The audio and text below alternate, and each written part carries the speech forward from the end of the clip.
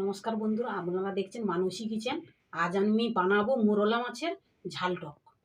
আশা করি আপনাদের ভালো লাগবে, আপনারা দেখতে থাকুন।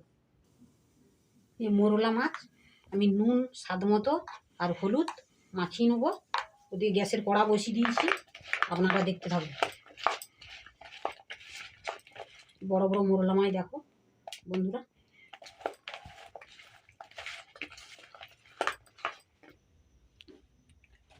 কড়াটা গরম হয়ে গেছে, তেল দিয়ে দিচ্ছি। তেল দিয়ে মাছ ভাজবো।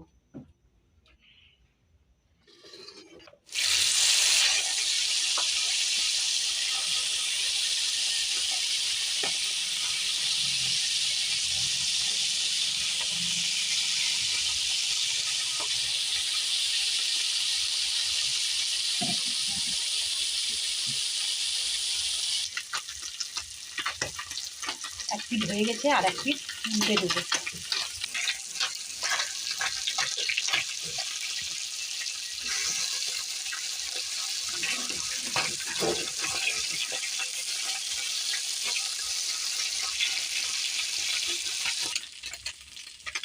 হয়ে গেছে, এবার তুলে নিচ্ছি।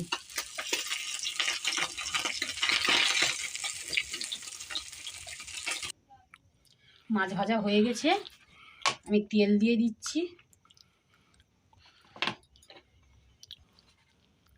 5 ফোড়ন, শুকনো লঙ্কা একটা দিয়ে দিলাম।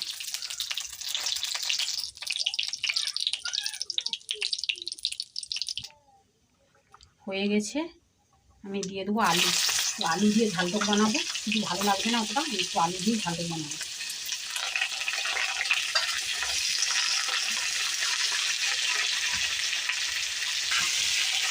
নেড়ে দেবো। দিচ্ছি 7 চামচ হলুদ গুঁড়ো, স্বাদ মতন 1 চামচ নুন দিয়ে একটু নাড়তে হবে।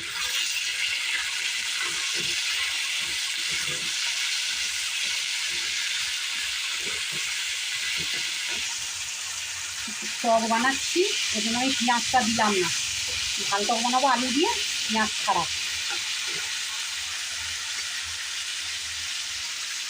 ঢাকা দিয়ে দেবো, আলুটা সেদ্ধ হবে।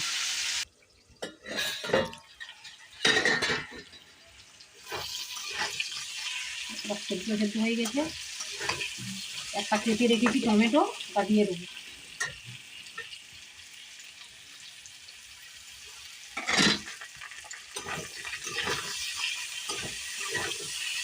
এরপর দেবো 1 চামচ লঙ্কার গুঁড়ো। 1 চামচ লঙ্কার গুঁড়ো।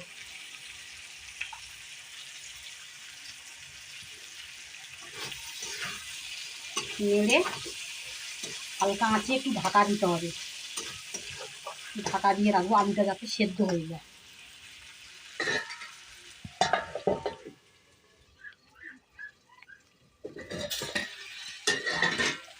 আলু পাতলা পাতলা করে কেটে রেখেছিলাম, সেদ্ধ অনেকটা হয়ে গেছে। আর একটু জল দেবো, ভালোভাবে সিদ্ধ হয়ে যাবে। টকটা না, টক ঢুকে গেলে পরে আর সেদ্ধ হবে না আলুটা, না? এখানে আমি একটু জল অ্যাড করছি।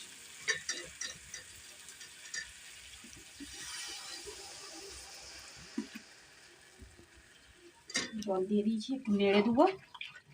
নেড়ে গ্যাস হালকা করে আমি একটু ঢাকা দেবো, সেদ্ধ যাতে ভালোভাবে হয়ে যায়।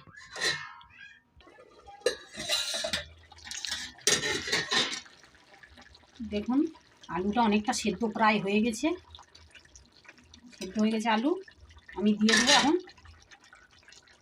ছোটো আমের আমডেলো বলি আমরা, আপনারা কি বলেন কমেন্ট করে জানাবেন। আমি আমডেলোটা দিয়ে দিচ্ছি। আমডেলো দিয়ে আর একটু জল দিতে হবে। টক একটু ঝোল ঝোল থাকবে, একটু জল অ্যাড করতে হবে।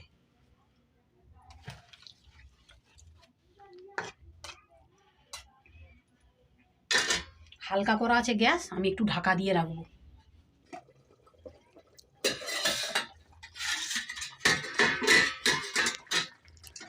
আপনারা দেখুন তরকারিটা কত সুন্দর কালার হয়েছে। 4-5টা কাঁচা আর পাকা লঙ্কা দিয়ে দিলাম, আর চুনো মাছটা দিয়ে দিচ্ছি উপর থেকে। চুনো মাছটা দিয়ে দিয়েছি, ভালো করে নেড়ে নেব। দেখতে থাকুন। আলু কত সুন্দর সেদ্ধ হয়ে গেছে।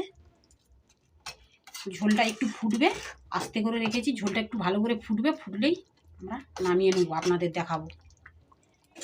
দেখতে থাকুন। আপনারা দেখুন তরকারিটা কত সুন্দর হয়ে গেছে, আমার কমপ্লিট। এবার আমি নামিয়ে নেব, আপনারা দেখুন।